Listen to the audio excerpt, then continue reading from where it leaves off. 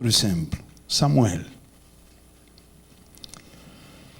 Samuel tinha todas as condições para ser mal influenciado por a casa onde ele foi criado. Eli era o sacerdote. Mau pai, piores filhos.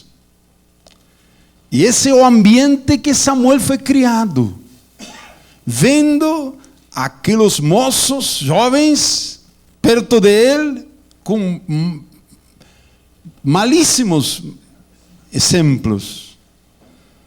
Mas ele, esses modelos negativos próximos, ele rejeitou.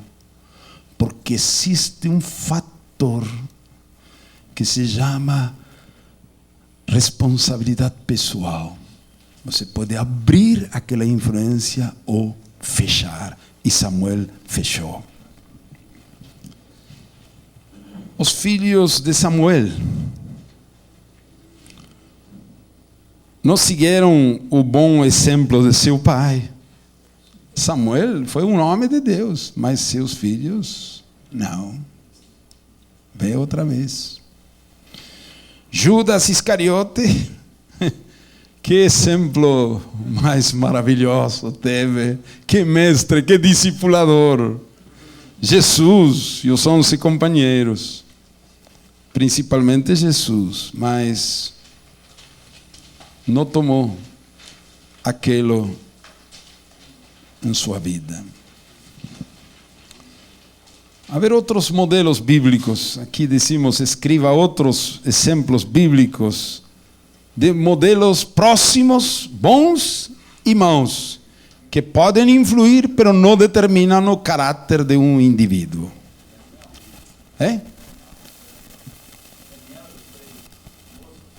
Daniel e 3 moços. Qual foi o exemplo mau próximo?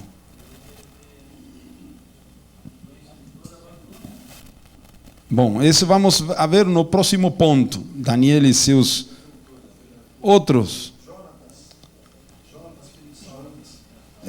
Jonatas, filho de Saul. Ele tinha um mau exemplo em seu pai, mas ele não tomou esse mau exemplo.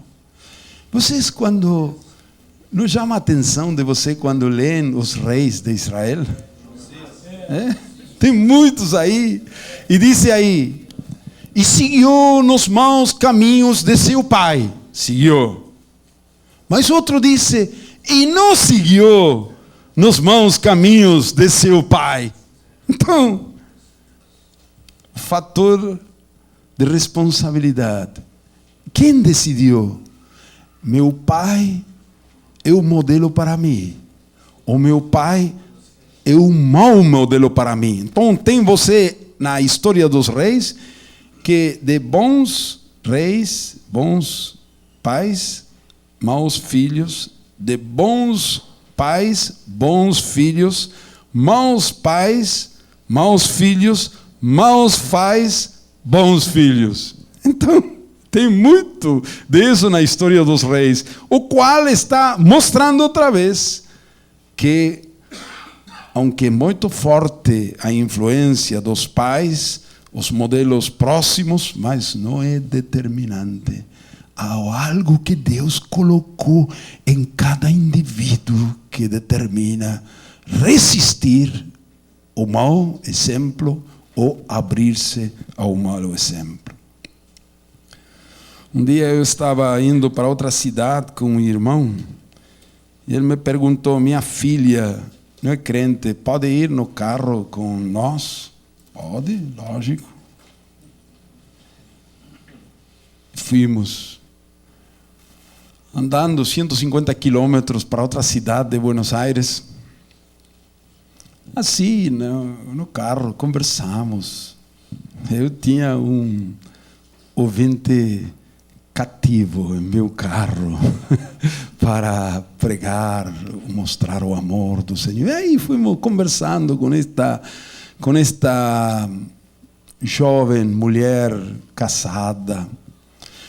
E batendo papo aí, ela disse, eu tenho um caráter, na Argentina decimos, bom, ela disse assim, um caráter podrido, um caráter podre. Podre? É. E por que assim? Eu sou assim, mas meu marido é um santo. Às vezes ele volta do trabalho e pergunta, querida, a comida está pronta? E eu começo a brigar, a insultar, a palavrões e pelejo com ele. E ele disse, querida, por favor, eu só te perguntei, você está muito cansada, por que você não se senta no sofá e assiste televisão? Eu vou preparar a comida, você fica tranquila. Eu fiquei maravilhado. Eu pensei, vou pedir a esse homem que coloque a sua mão, ore por mim.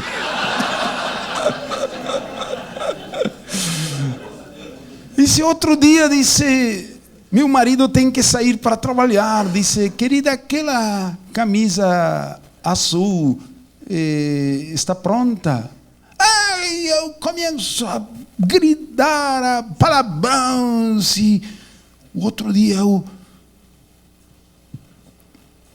tomei o ferro e tirei nele ferro. Muito bom. Puxa, disse, mas querida, não fique nervosa, por favor, eu posso passar, não se preocupe com isso, tudo. Eu fiquei maravilhado e perguntei a ela, mas seu marido é cristão, é convertido? Não. Não. Mas esse seu pai, você conhece seu pai? É um homem assim? Não, meu sogro é um demônio. Eu não entendi nada.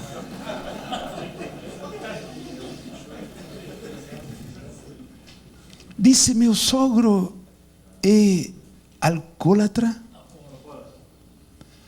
violento, golpeador, como dizem, que bate a mulher, espancador. E uma coisa terrível, mas e esse filho?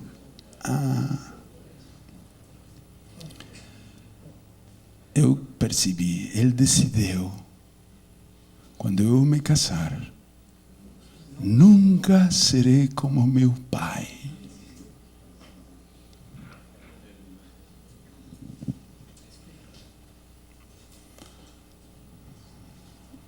Foi uma alegria, 2, 3 meses depois, ouvir de esse irmão que me falou que a raiz dessa viagem,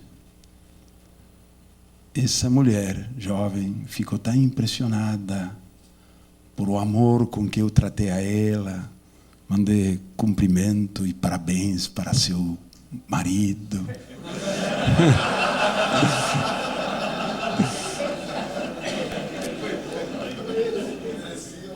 Os dois se converteram ao Senhor. Aleluia. Assim, tem gente por aí que tem fome e sede de justiça. Estão esperando a nós. Amém. Então, um exemplo muito forte esse que eu vi. Muito bem. Vamos ao quarto fator que influi. Você disse meio ambiente. Também podemos dizer a cultura, a sociedade. É um fator muito forte na formação do caráter. A família vive em um bairro, escola,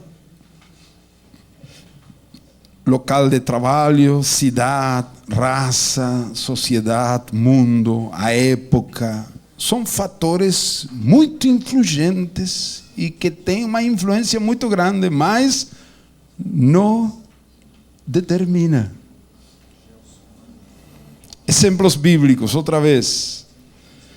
Em meio de uma geração super corrompida e perversa, Noé e sua família viveram em santidade.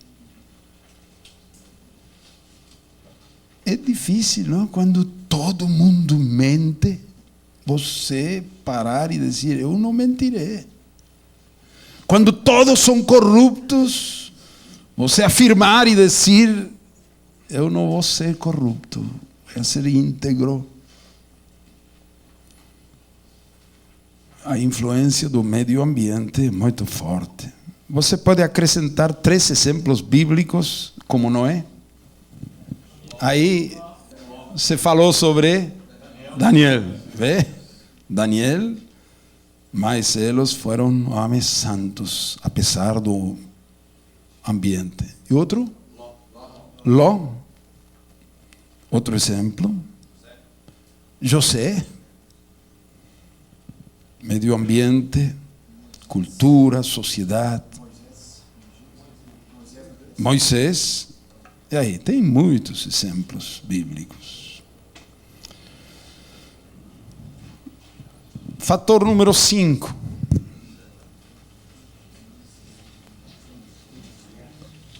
Circunstâncias adversas.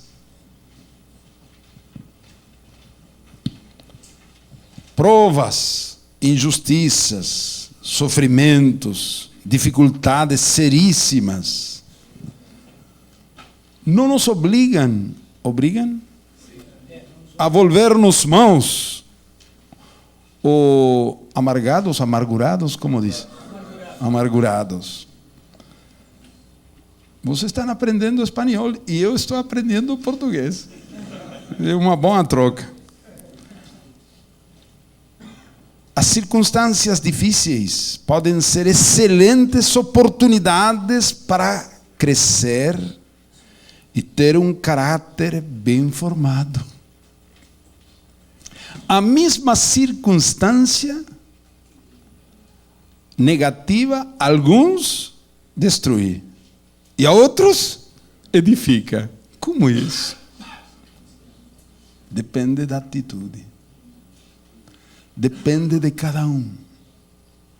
Como alguns permitem as circunstâncias difíceis aproveitar para melhorar, crescer e ser santos. E outros, ante provas e dificuldades, se deixam abater e têm desculpas para ser como são. Vamos a pensar um pouco em José. Eu estou sempre muito impressionado com José, filho de Jacó. Um jovem, adolescente, 17 anos, obediente a seu pai. O pai mandou a ele buscar a seus irmãos, ver como está, levar comida. E ele tomou aquela mochila, e andou 150 quilômetros a pé, obediência ao pai. Chegou lá e não achou naquele sítio.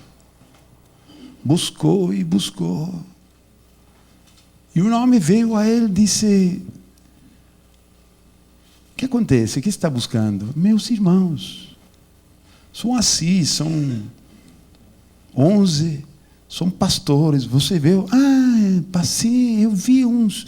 Sim, mas eu ouvi falar a eles que iam para Dotão, mais ao norte. 30 quilômetros. Aí foi. Que alegria, finalmente, depois de tanto andar, viu a eles com aquela mochila, comida e tudo. O recebimento não foi muito bom.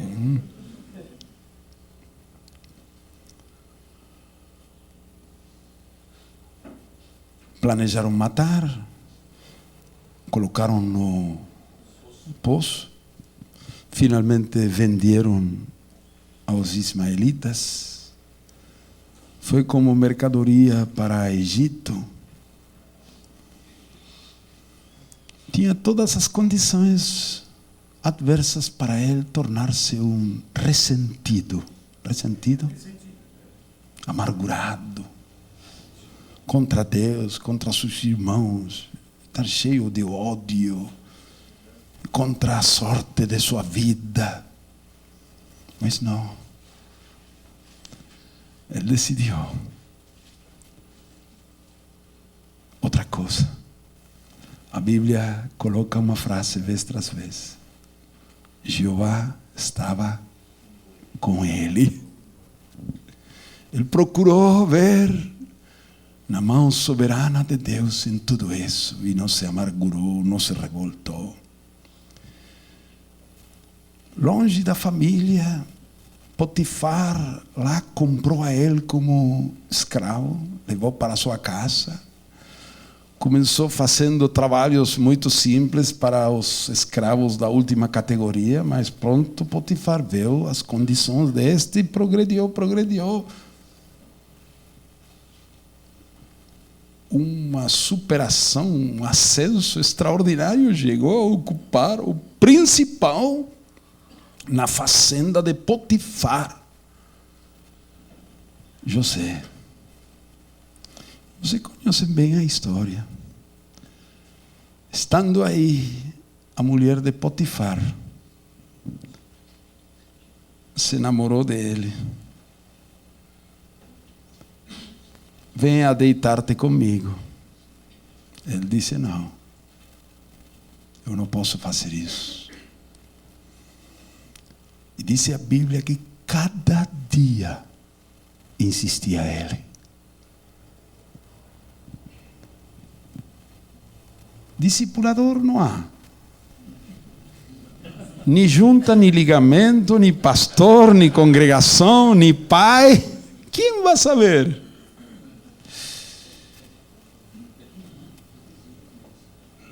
Ele todos os dias dizia: não, jamais faria uma coisa assim. Como eu pecaria contra Potifar, contra Deus? Manteve a firmeza. Finalmente, ela um dia tentou violar a ele. Violar? É possível uma mulher violar a um homem? Impossível.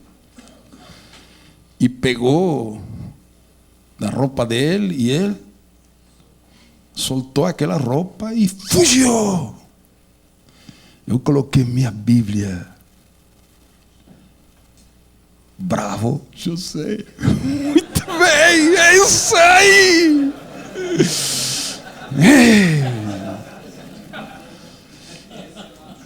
E ela ferida em seu, como dizem, a mulher despetada.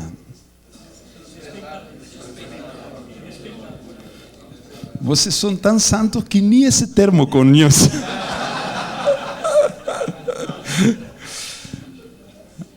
A mulher rejeitada, despeitada, começou a gritar: aquele hebreu que meu marido trouxe a minha casa, quis abusar de mim. Bom, você já conhece. Foi para a cadeia. E aí, na cadeia, na prisão? E Deus? Eu fui fiel. E eu estou na prisão. Não. Ele via a mão de Deus em todo. Deus estava com ele. Que maravilha. Você pode descrever as circunstâncias negativas, provas difíceis. Mas ele não se importou. Ele determinou: eu vou ser fiel a Deus. Ele está comigo na prisão, no Egito, onde seja. Deus conhece a verdade. Eu honrei a Deus. Maravilha. E na prisão progrediu. Fui colocado como chefe na prisão. Era a prisão modelo na administração de José. Bom, as circunstâncias difíceis são uma excelente oportunidade para nós crescer, melhorar. Quando você tem que atravessar uma situação assim injusta, muito ruim, muito difícil, não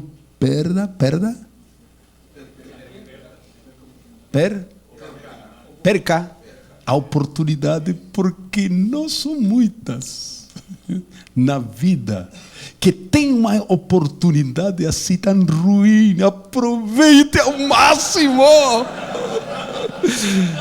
Amém. Que bom que, como os surfistas, não? Os surfistas estão esperando uma onda para... Você não perca a onda, esse de sofrimento vai levar a você ao frente. Louvado seja o Senhor. Amém. Como reagiu José? Um exemplo para nós. Anos depois, seu coração não tinha amargura. Quando os irmãos vieram para buscar comida, ele era o governador do Egito, eles não sabiam nada. Que coração mais limpo. Não havia rancor, vingança, nada disso. Senão ele falou aos seus irmãos: vocês pensaram fazer mal, mas Deus encaminhou tudo para bem, para a preservação de nossa vida. Ele passou a consolar aos irmãos quando descobriram que aquele governador do Egito era José. Que maravilha, aleluia. Muito bem, Satanás e seus demônios. Essa é outra influência muito forte e poderosa. Satanás e os demônios.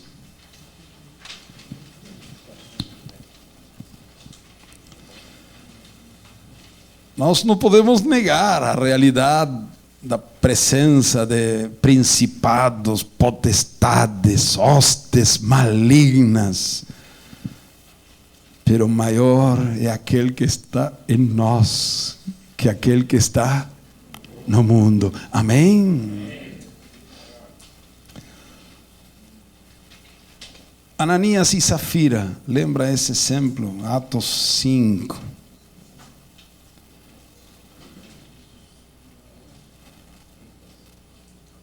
Pedro, quando perguntou a Ananias, deu uma oportunidade a ele de ele se arrepender.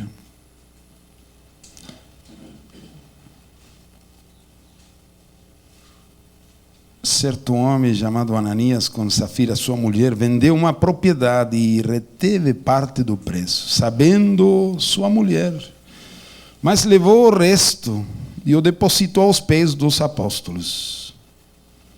Disse então Pedro a Ananias: por que encheu Satanás teu coração para que mentisses ao Espírito Santo, retendo parte do preço da propriedade, guardando-a não ficava para ti, e vendida não estava em teu poder? Por que formaste este desígnio em teu coração? Não mentiste aos homens, mas a Deus. Mas conhecemos o resto da história. É inegável que Satanás encheu seu coração. Mas, irmãos, nenhum de nós somos vítimas de Satanás. Por que Satanás encheu o coração de Ananias? Por quê? Porque ele abriu a porta. Não disse a Bíblia: não deis lugar ao diabo. Satanás existe. E é enganador, mentiroso, é um ladrão. E aí Ananias caiu morto. Por que caiu morto? Se fosse vítima, tinha que acontecer isso. Mas Deus nos faz responsáveis de nossos fatos. Aí, irmão, sabe que eu cometi adultério porque um irmão teve discernimento que eu tinha um demônio de adultério. Demônio de adultério? Quase digo, muito prazer. Nada de prazer. Pode ter um demônio de adultério ou 7, mas por quê? Você é responsável se tem um demônio.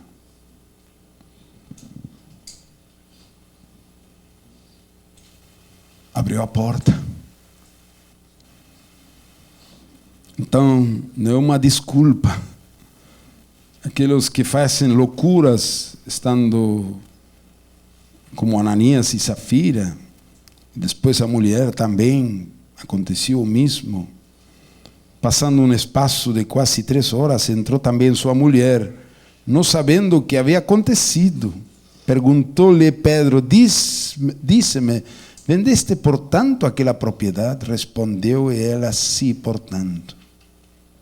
Ele não disse isso. É verdade. É sim.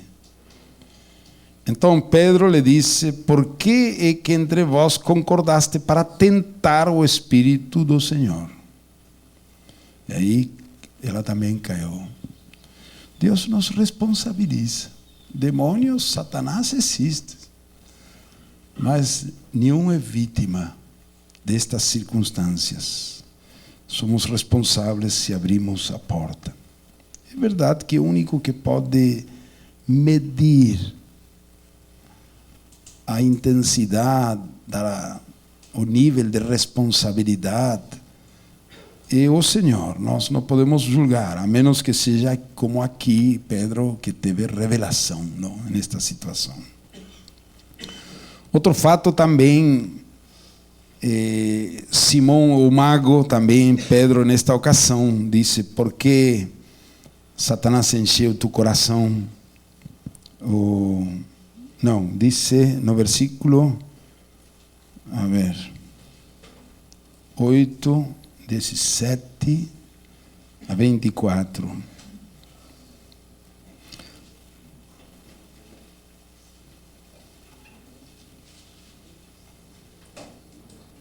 Quando Simão pediu aquele poder, e Pedro disse, arrepende-te dessa tua iniquidade e ora, versículo 22, a Deus, talvez te seja perdoado o pensamento de teu coração, pois vejo que estás em fel de amargura e em laço de iniquidade.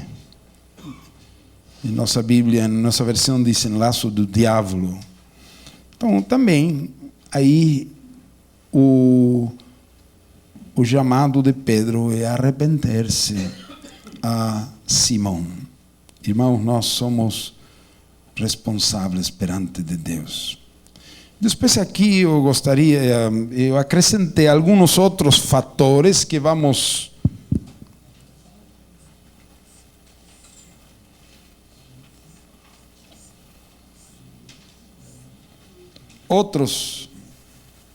fatores também que influem. Vamos a ver assim rápido. Outros fatores que pressionam, influem, pero que de nenhum modo nos justificam para não fazer a vontade de Deus. Primeira, a ignorância. Lembra quando David, com tanto zelo e entusiasmo, levou a arca para Jerusalém? E o que aconteceu? Colocou a arca em um carro novo, e aí Usa assegurou a arca que estava por cair, caiu morto.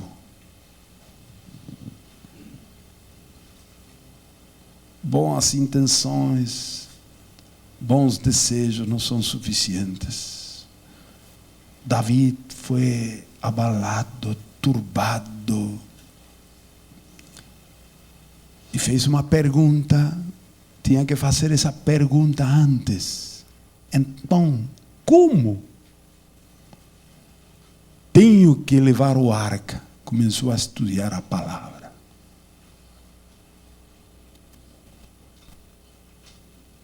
Mas a ignorância não desculpa ninguém. Esse estudo bíblico tinha que fazer antes.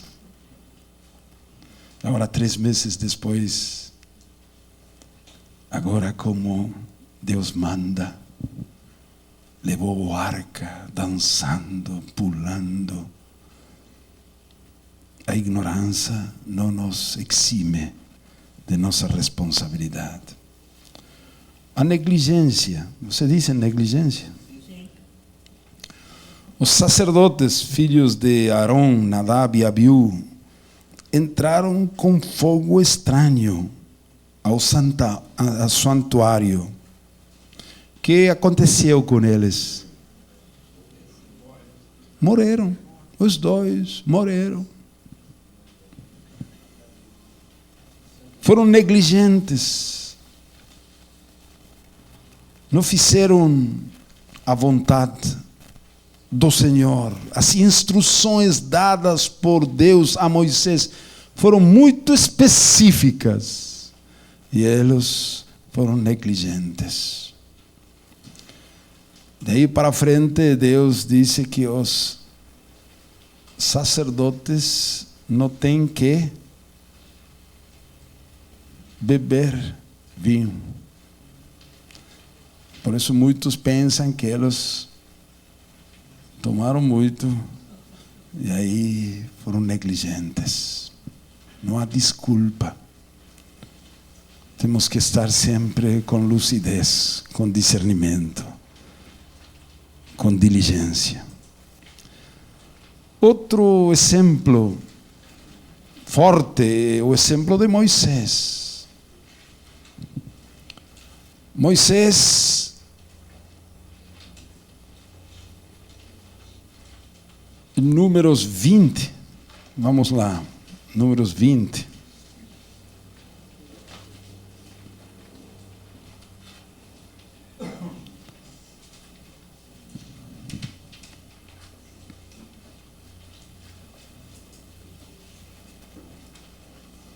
Versículo 7. Disse o Senhor a Moisés: toma a vara junto ao povo, tu e teu irmão Arão, na presença deles ordenai a rocha que dê as suas águas. Assim lhes tirareis água da rocha e dareis a beber ao povo e aos seus animais. Então Moisés tomou a vara de diante do Senhor, como lhe tinha ordenado. Moisés e Arão reuniram o povo diante da rocha e lhes disseram: ouve agora, rebeldes, porventura tiraremos água desta rocha para vós.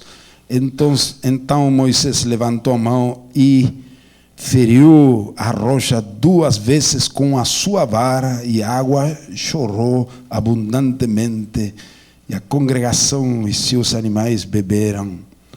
Mas o Senhor disse a Moisés e a Arão: viste que não crestes em mim, para me santificardes diante dos filhos de Israel? Não introduzireis este povo na terra que lhe dei. Estas são as águas de Meribá, onde os filhos de Israel contenderam com o Senhor, que neles se santificou. É forte, irmãos, este exemplo. A primeira vez, quando no deserto faltava água, Deus disse a Moisés: toma a vara e fere a rocha. E Moisés bateu na rocha e se abriu, e água fluiu daquela rocha. Todo o povo bebeu. Agora, esta segunda vez, o povo com murmurações, queixas, queixando-se contra o Senhor, contra Moisés. Não era melhor Egito, onde tínhamos vides e figos e cebolas e tanta coisa, fartura, e aqui nós, neste deserto, sem água, sem comida. Eu posso desculpar a Moisés, posso compreender.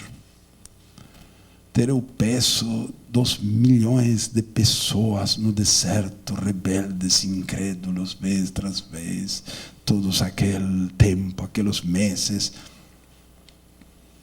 E finalmente chegaram aí, e Deus disse a Moisés: agora toma, reúne o povo e ordena a rocha. Não disse bate na rocha, fire a rocha. Não, ordena. Ordenai a rocha que dê as suas águas. Deus pode fazer qualquer coisa com uma vara, bater a rocha. Eu o mesmo que falar. Mas Moisés se descuidou. Estava irado, ofuscado. Não colocou atenção, precisão nas palavras. E por segunda vez, bateu na rocha com a vara. A água saiu, o povo bebeu. Mas Deus disse a Moisés: você não entra na terra prometida. Você não entra.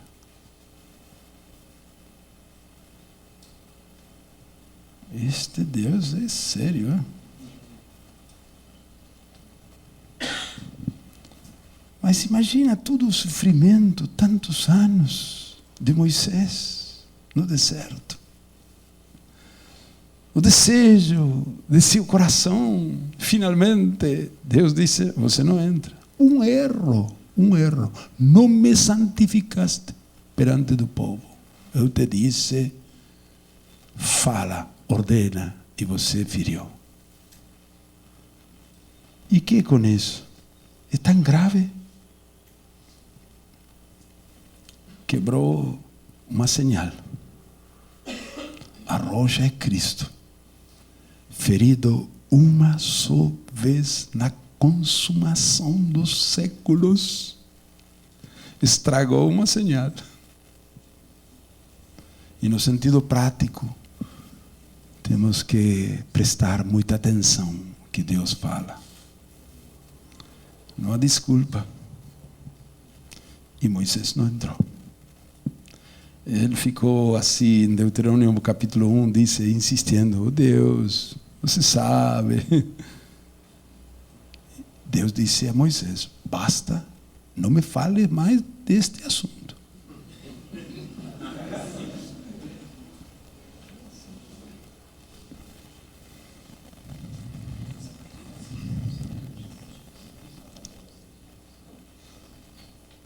As pressões. Você tem a ideia, não? Eu também, que Deus é um pouco exagerado, não? E quando eu tenho a ideia que Deus é um pouco exagerado, é porque eu concluo que eu ainda não conheço bem a Deus.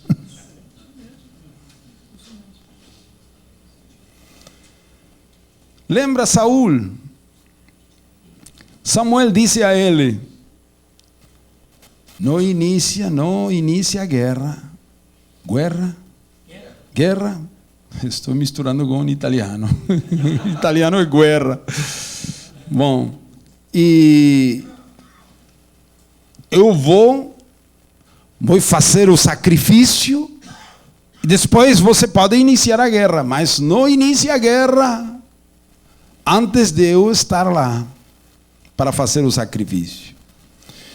E Saul foi obediente, esperou 1 dia, 2 dias, 7 dias, e Samuel não chega.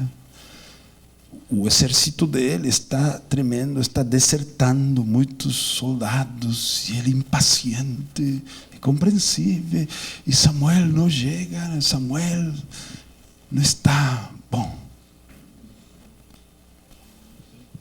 Ele fez o sacrifício, acabou de fazer, chegou Samuel. Sempre é assim, hein?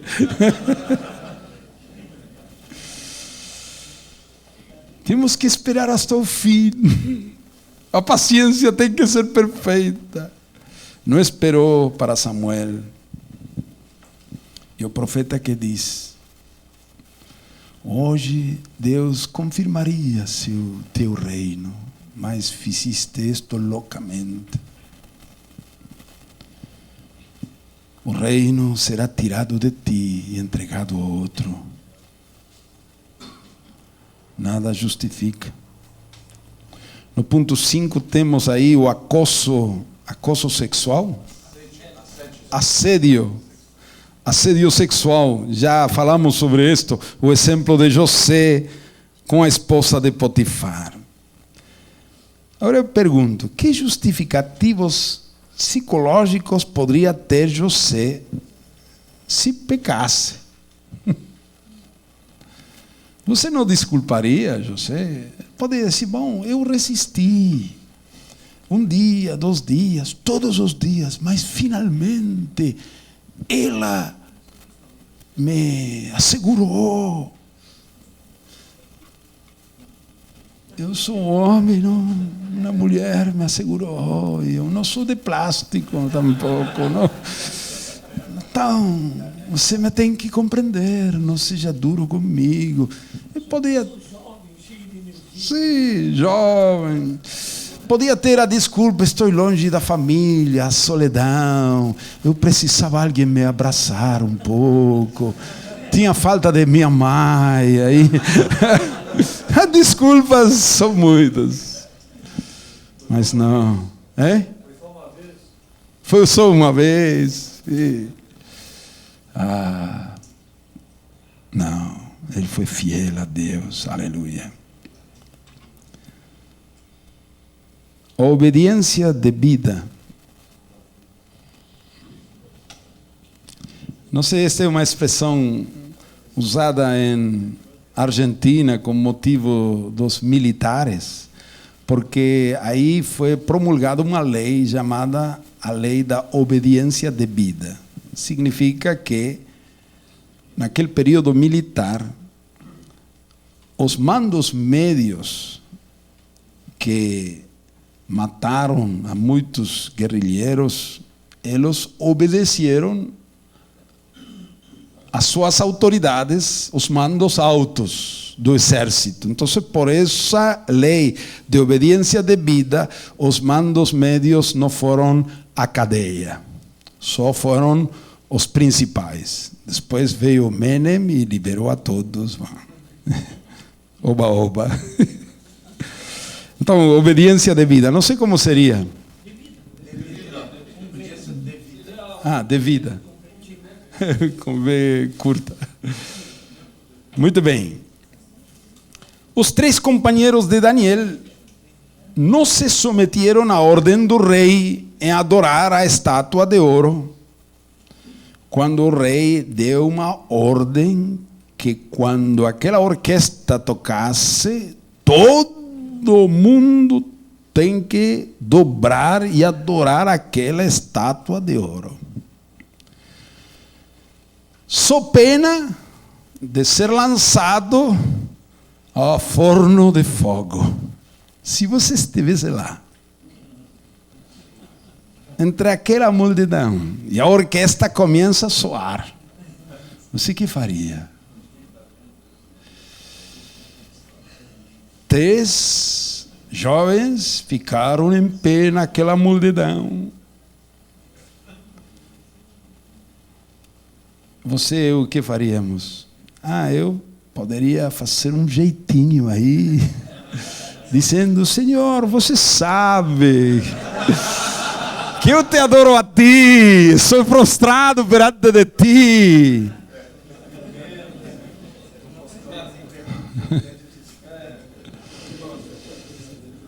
Não, não. Eles ficaram em pé.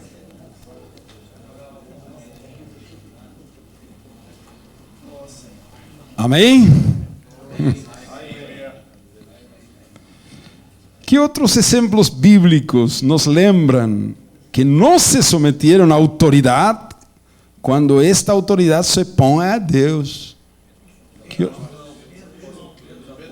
Pedro, Atos, quando disseram, está proibido, vocês não podem falar. É impossível. As parteiras em Egito, o próprio Daniel, em outra situação. Muito bem. Irmãos, que nos ensinam todos estes exemplos em forma conjunta?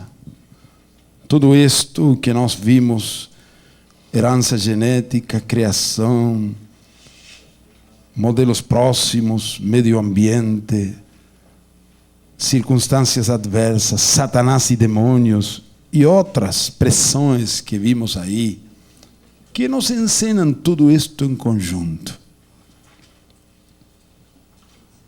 Esses fatores não servem de desculpa para um mau caráter. Esses fatores não servem como desculpa para um mau caráter. Escreve aí, se você gosta desta definição de Ismael, quanto é o royalty? Outro. Que há um fator decisivo que não tem ligação com todos esses outros. Há um fator decisivo que é o indivíduo, a responsabilidade pessoal, que não tem nada a ver com isso. Todo isto é real. Existe, são pressões, são influências poderosíssimas, mas não determinantes. Que mais? Que outra conclusão você tira de todo este quadro? Uma nova atitude. Uma Atitude nova. Explica um pouco. Não se deixar influenciar, mas ter uma atitude correta segundo a justiça de Deus. Exatamente.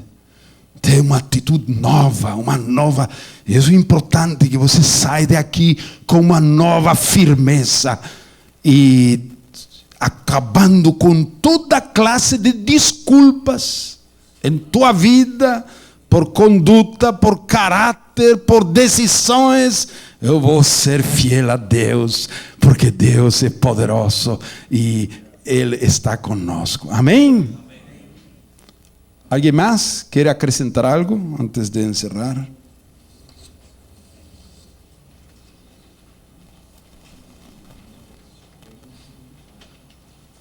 Eu quero acrescentar uma palavra a mais.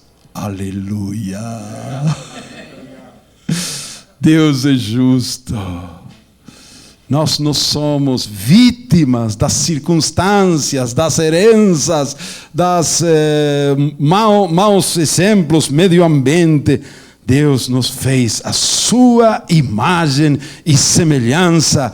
E como vamos a continuar vendo hoje à noite e amanhã, do dia todo, aqueles fatores que cooperam. Vimos muitos destes em um sentido negativo, aunque tem também alguns positivos. Mas vamos a ver o que Deus providenciou. Está maravilha isso. Irmão, você não pode passar para a Argentina?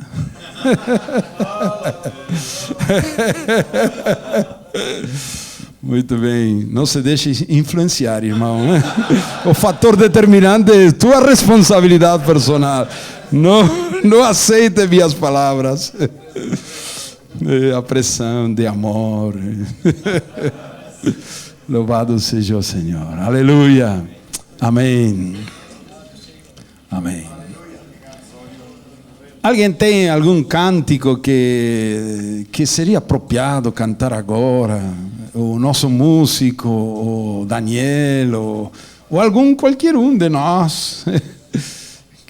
Qual é a canção que vem a seu coração para louvar ao Senhor, nosso Deus maravilhoso?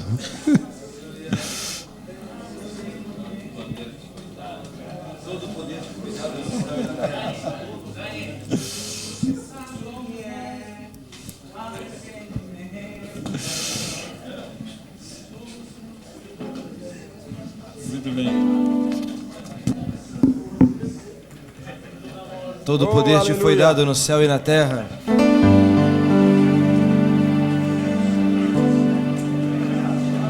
Todo o poder te foi dado no céu e na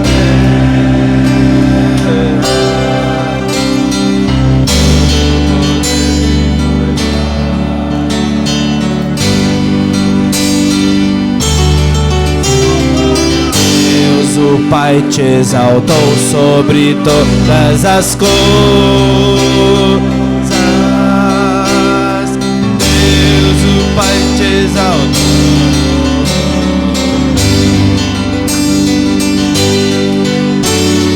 Manifestado em carne, justificado em espírito, tudo pregado aos gentios, vindo no mundo e recebido da glória.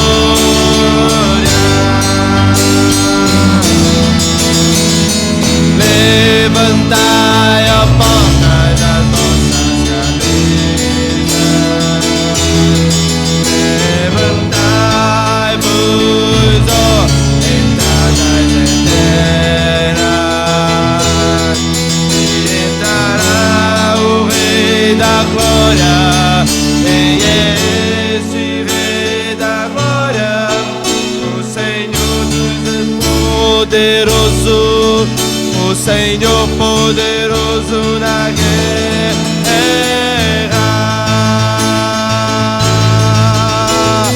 Levantai a porta das vossas cabeças, levantai-vos, ó entradas eternas, e entrará o Rei da Glória. Quem é este Rei da Glória? O Senhor dos exércitos, Ele é o Rei da Glória. Jesus,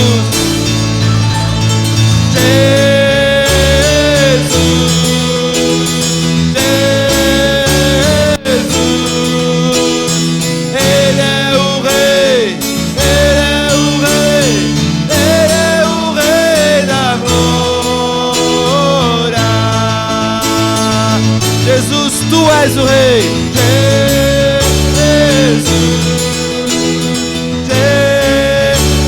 Jesus, Tu és o Rei, Tu és o Rei, Tu és o Rei, Tu és o Rei da Glória. Jesus, Jesus, Jesus, Tu és o Rei.